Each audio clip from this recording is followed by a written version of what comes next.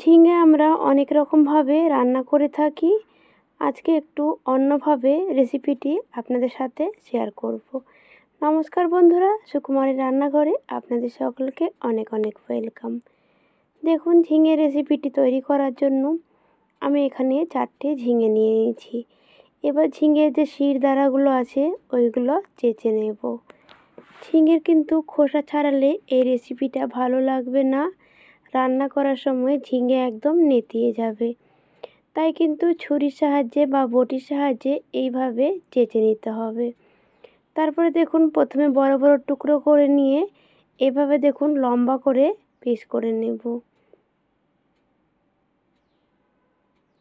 সব ঝিঙেগুলো সেম একইভাবে লম্বা করে কেটে নেব। ঝিঙেগুলো আমার সব এখানে কাটা হয়ে গেছে। এবার দেখুন, রান্না করার জন্য কড়াইতে দিয়ে দিলাম পরিমাণ মতো সর্ষের তেল। তেলটা গরম হয়ে গেলে ফোড়ন দিলাম হাফ চামচ কালো জিরে, আর দিয়ে দিলাম 2টো শুকনো লঙ্কা। শুকনো লঙ্কার কালো জিরেটা একটু ভাজা হয়ে এসেছে। এবার দেখুন, কেটে রাখা ঝিঙেগুলো দিয়ে দিচ্ছি। ঝিঙে কিন্তু কাটার পর ধোয়া যাবে না, আগে ধুয়ে নিতে হবে। আমি কিন্তু ঝিঙেগুলো চেঁচে নেওয়ার পরে ধুয়ে নিয়েছি, তারপরে কেটেছি। না হলে কিন্তু ঝিঙেতে অনেক জল রয়ে যাবে, তাই তেলের মধ্যে দেওয়ার সঙ্গে সঙ্গে কিন্তু জল বেরিয়ে যাবে, আর জল বেরিয়ে গেলে ঝিঙে কিন্তু ভাজা করা যাবে না। দেখুন, ঠিক এইভাবে ঝিঙেগুলো ভাজা ভাজা করে নেব।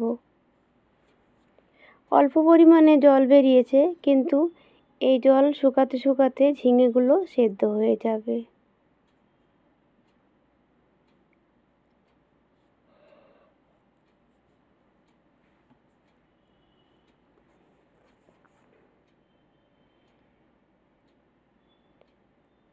গ্যাসের আঁচ বাড়িয়ে রেখে 2-3 মিনিট রান্না করার পরে কিন্তু ঝিঙের জল শুকিয়ে গেছে। দেখে বুঝতেই পারছেন ঝিঙের জল কিন্তু একদম শুকিয়ে গেছে, আর ঝিঙেগুলো বেশ ভাজা ভাজা হয়ে এসেছে। এবার আমি মিক্সিং জারে একটা পেস্ট তৈরি করে নেব।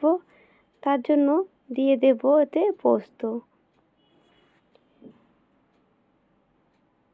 বড় চামচে 3 চামচ পরিমাণে পোস্ত দিয়ে দিলাম। এবার দিয়ে দেব 4টে কাঁচা লঙ্কা। পরিমাণ মতো জল দিয়ে বেটে নেব। পোস্ত কিন্তু আমি এখানে একদম মিহি করে বাটিনি, একটু দানা দানা রেখে বেটেছি। এবার ঝিঙের মধ্যে পোস্ত আর কাঁচা লঙ্কা বাটা দিয়ে দিলাম। দেওয়ার পরে খুব ভালোভাবে মিশিয়ে নেব।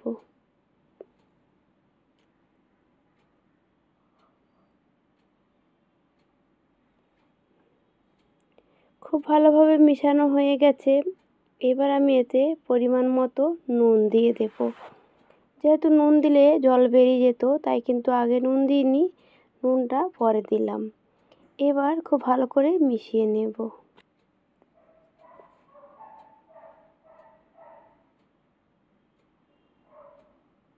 মিশানো হয়ে গেলে ঢাকা দিয়ে দেব গ্যাসের আঁচ কমিয়ে। একদম আঁচ কমিয়ে রেখে 5 মিনিটের জন্য ঢাকা দিয়ে রান্না করে নিলাম। 5 মিনিট পরে ঢাকাটা তুলে নিলাম। ঢাকা তুলে নিয়ে খুব ভালো করে মিশিয়ে নিয়েছি। এবার দিয়ে দেব এতে 2টো চেরা কাঁচা লঙ্কা, আর দিয়ে দেব 2 চামচ পরিমাণে কাঁচা সর্ষের তেল। এই কাঁচা সর্ষের তেল দিলে কিন্তু যে কোনো পোস্ত রান্নায় খুব ভালো টেস্ট হয়। এবার দেখুন, কাঁচা সর্ষের তেল আর কাঁচা লঙ্কা দিয়ে ভালোভাবে মিশিয়ে নেব। খুব ভালোভাবে মিশিয়ে নেওয়ার পরে আবারও ঢাকা দিয়ে দেব 5 মিনিটের জন্য। গ্যাসটা বন্ধ করে 5 মিনিট আমি ঢাকা দিয়ে রেখে দিলাম।